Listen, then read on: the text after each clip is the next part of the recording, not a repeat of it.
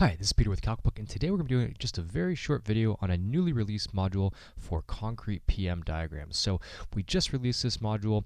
You can use square columns, round columns, obviously select your rebar layout, decide whether you want ties or stirrups, and then you can check against either the design, nominal, or you can look at both charts there on the right, and then obviously look and see where your axial and moment falls either inside or outside of that diagram. So let's go ahead and open up CalcBook and we'll take a look at this new design module.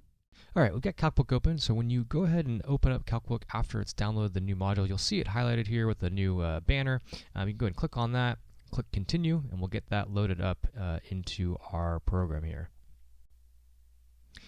All right, so when we open up the program right here, standard layout here, we've got all of our information on the left. We've got our updating diagram and updating section of the column or whatever concrete section we're looking at. We've got some design information here. It's a little bit different for PM diagrams since there isn't really a demand capacity for each of these checks, but we calculate basically the different points on the curve, and we give you the moment and axial value for those points on the curve. So we can select whether we have a rectangular or a round section, ties or a spiral, and then obviously bending axis for square. And then you can select what the graph displays. So either design, or you can have it show the nominal strength of the curve, or you can have it show both the nominal and the design strength of the curve. Then you can go down and adjust your sections. So if we have a square section instead of a rectangular section, or maybe we're looking at a sort of a wall section, you can increase this as well, and that will give you a wall section to look at.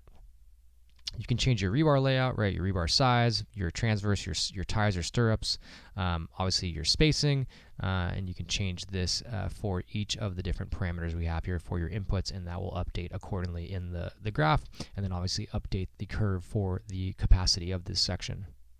And then you can enter in your different demands. So for your flexural, right, you can enter in your different flexural demands for your different load cases, so dead or live, and that will use the standard load combinations.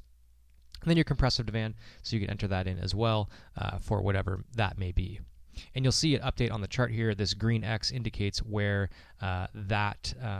where your demand is. So as we change this, if we make this bigger, you will see that update accordingly. So we make it a really large flexural demand, you see this jump way out, and it's beyond the design curve, so you'll see that it now changes to design not okay. Then we scroll down, and now you have all of the calculations for all of the different points calculated on the curve. So you can go through and click on each one of these if you want to see where or to see how each of these points are being calculated based on ACI and other design guides. So that is the new calculation module for PM diagram. You can go ahead and check it out at calcbook.com/download, or if you already have it, it will automatically upload on your next open.